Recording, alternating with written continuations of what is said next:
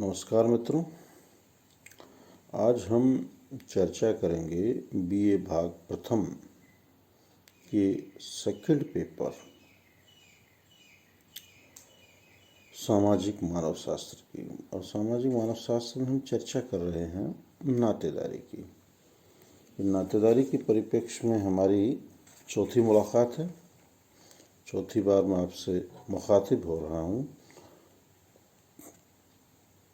आज मैं आपसे बात करूंगा नातेदारी की श्रेणियां, कैटेगरी ऑफ किनशिप। हमारे जितने भी नातेदार हैं उन सब से हम समान रूप से संपर्क, निकटता एवं घनिष्ठता नहीं रखते। कुछ हमारे अधिक निकट होते हैं और कुछ दूर। बोलते भी हैं हमारे ये दूर के रिश्तेदार हैं, निकट के रिश्तेदार हैं। इस निकटता, घनिष्ठता एवं संपर्क के आधार पर हम नातेदारियों को 3 श्रेणियों में बांट सकते हैं और ये विभाजन किया है मुरडॉक ने 3 श्रेणियां बताई है।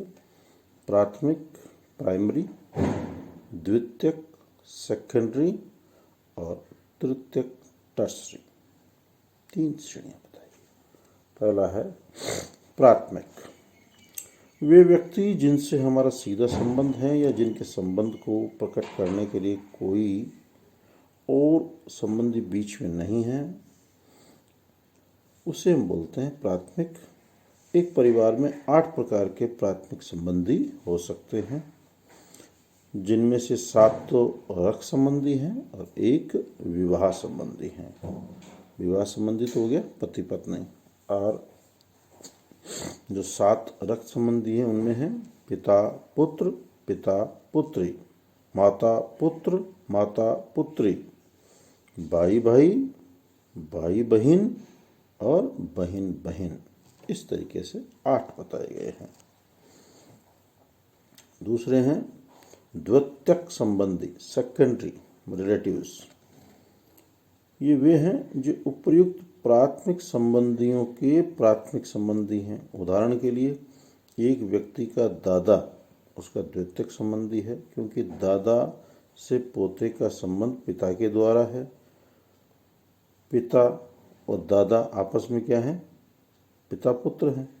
और दादा और पोता आपस में क्या हो गए? द्वितीयक संबंधी, क्योंकि आपका सीधा संबंध पापा से, पापा का सीधा संबंध दादा से।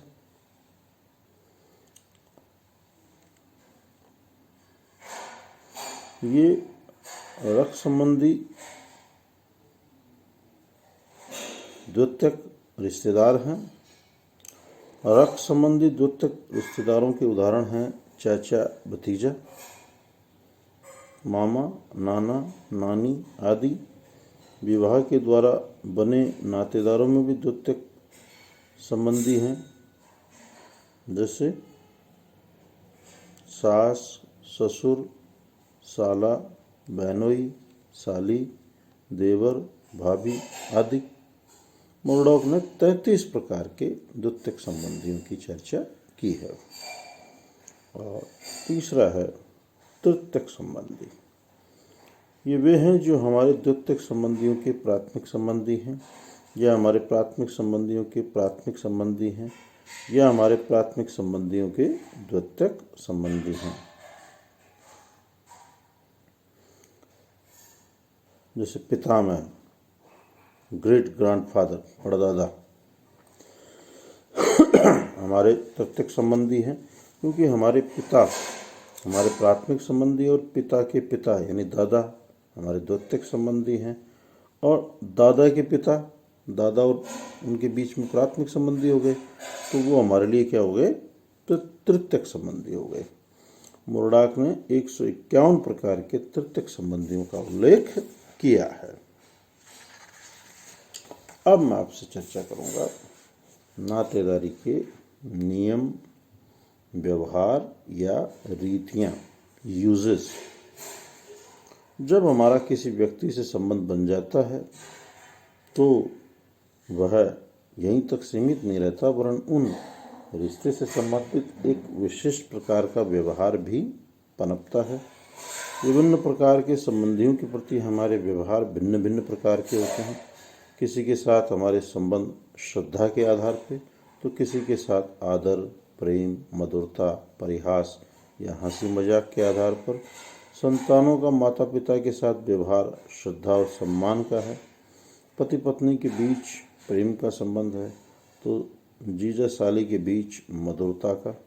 अतः समाज में दो संबंधियों के बीच किस प्रकार के व्यवहार होंगे, इसके नियम बने होते हैं, जिन्हें हम नातेदारी के नियामक व्यवहार या नातेदारी की रीतियाँ कहते हैं। अब हम क्रमवार इनकी चर्चा करेंगे। इनमें पहला है परिहार या विमुक्ता या अवॉइडेंस। जो मैंने पहले बताया था ना आपको, तो परिहार में क्या होगा, दो इकाइयों के मध्य के वे संबंध जहाँ दोनों इकाइयाँ घनिष्ठ संबंधी हैं, लेकिन दोनों एक दूसरे को ना देखती है, ना एक दूसरे का नाम लेती है, ना बात करती है, घूंघट रखती है उनका। एक इकाई, दोनों नहीं रखती, एक इकाई घूंघट रख रही है उसमें, तो ये इसके अंतर्गत आता है। जैसे इसका अर्थ है कि कुछ संबंधी आपस में विमुखता बरतते हैं, एक दूसरे से दूरी बनाए रखने का प्रयास करते हैं और पारस्परिक सामाजिक अंतःक्रिया को टालने का प्रयास करें। इस रीति के अनुसार कई संबंधियों के नाम लेना या परिचित रीति से बात करना वर्जित है। कभी कभी तो ये संबंधी एक दूसरे को देख भी नहीं सकते, बातचीत नहीं कर सकते, आमने सामने नहीं आ सकते। परिहास के संबंध विभिन्न संबंधियों में देखने को मिलते हैं, जिनमें प्रमुख है सास दामाद, सास बहू, ससुर पुत्रवधू, ससुर दामाद, ज्येष्ठ एवं छोटे भाई की पत्नी के बीच परिहार,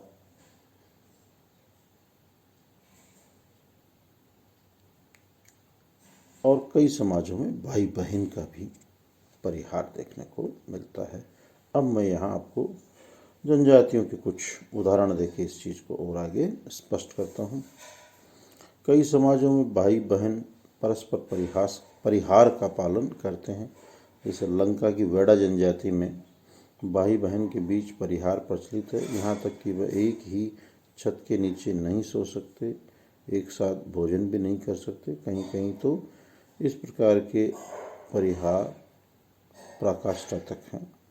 रिवर्स ने ऐसे उदाहरण भी दिए हैं जबकि भाई बहन जीवन भर परिहार रखते हैं, यहाँ तक कि मृत्यु के बाद भी उस घर में भाई को प्रवेश की इजाज़त नहीं होती। युकाधिर जनजाति में बहू अपने ससुर व जेठ के चेहरे को नहीं देख सकती और दामाद को भी अपने सास ससुर के चेहरे को नहीं देखने दिया जाता। ओस्ट्रियाक जनजाति में जब तक कोई संतान पैदा न हो जाए तब तक बहू को ससुर के सामने जाने की इजाज़त नहीं होती, और यदि कहीं उन दोनों का एक दूसरे से सामना हो जाए तो वो मुंह छुपा लेती है। न्यू गिनी की बोकाऊ जनजाति में दामाद और सास ससुर एक दूसरे का नाम नहीं ले सकते, परस्पर छू नहीं सकते और न ही एक साथ भोजन कर सकते हैं। यदि ससुर को दामाद के सामने बैठ के भोजन करना होता है तो वह मुंह ढककर करता है। यदि दामाद ससुर का खुला मुंह देख लेता है तो वह वहाँ से उठकर भाग जाता है। कई जनजातियों में सास अपने दामाद का नाम तक नहीं लेती। ऑस्ट्रेलिया की जनजातियों में सास यदि जंगल में लकड़ियाँ चुन रही और उधर से दामाद आ जाए तो उसे पेड़ के पीछे छुप जाना होता है। भारतीय समाज में भी सास ससुर एवं ज्येष्ठ के पुत्र वधू परिहार रखती है। यही नहीं बल्कि पति के पिता के भाई व उनकी पत्नियों से भी बहू परिहार रखती है।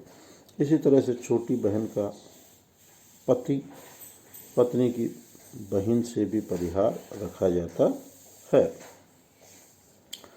अगर मानव शास्त्रियों की मतों की अगर हम बात करें तो टायलर का मत है कि परिवार का प्रारंभिक स्वरूप मात्र सत्तात्मक था और ऐसे परिवारों में दामाद बाहर का व्यक्ति होने से एक अपरिचित था। अतः जब वह अपनी पत्नी के साथ रहने आता तो उसे सास के साथ प्रतिबंधित व्यवहार की पालना करनी पड़ती। यानी टायलर ने कहा कि मात्र सत्तात्मक परिवारों के कारण से इस प्रथा का जन्म हुआ। फ्रेजर परिहास का कारण निषिद्ध यौन संबंधों को मानते हैं।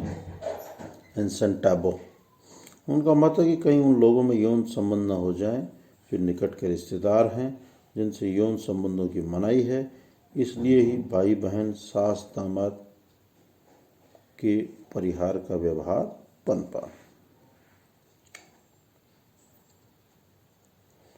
लॉवी ने परिहास को सामाजिक सांस्कृतिक संदर्भ में देखा। उनका कहना है कि पुत्र वधू अन्य परिवार से आने के कारण पति के परिवार से भिन्न प्रकार की सामाजिक सांस्कृतिक नैतिक मूल्यों का प्रतिनिधित्व करती है। उसकी वेशभूषा शिष्टाचार संबंधी धारणाएं पति के परिवार से भिन्न होती है। परिवार के अन्य सदस्यों को उसके प्रभाव से बचाने के लिए ही पुत्र वधू और सास ससुर परिहार का व्यवहार करते हैं। परिवार के सामान्य प्रकारों में पति पत्नी के नाम का भी प्रयोग करना निषिद्ध है, जिसके पीछे जादू टोने का भय भी आदिम जनजातियों में पाया जाता है। इस प्रकार हमने देखा कि ये परिहार जनजातीय समाजों से लेकर हमारे समाजों तक किसी न किसी रूप में देखने को मिल रहा है, जिसका मुख्य उद्देश्य है कि दो इकाइयाँ जो कि बहुत घनिष्ठ है, क्लोज हैं, इनको एक दूसरे से पृथक रखना, क्योंकि कहीं गलती से इनमें आकर्षण पैदा हो गया तो पूरी सामाजिक व्यवस्था पे प्रश्न चिन्ह लग जाएगा। इस तरह की सोच, इस तरह का विचार इस परिहार का प्रमुख आधार है। कल मैं आपसे जो नातेदारी के अन्य प्रकार हैं, परिहास जो ठीक इससे विपरीत माध्यमिक संबोधन, पितुस्त्रे, महातुल्य और सहकष्टी की चर्चा करूँगा। आप सब प्रसन्नचित रहें, स्वस्थ रहें, घर में अध्ययन अध्यापन करें। इन्हीं शुभकामनाओं के साथ सुप्रभात।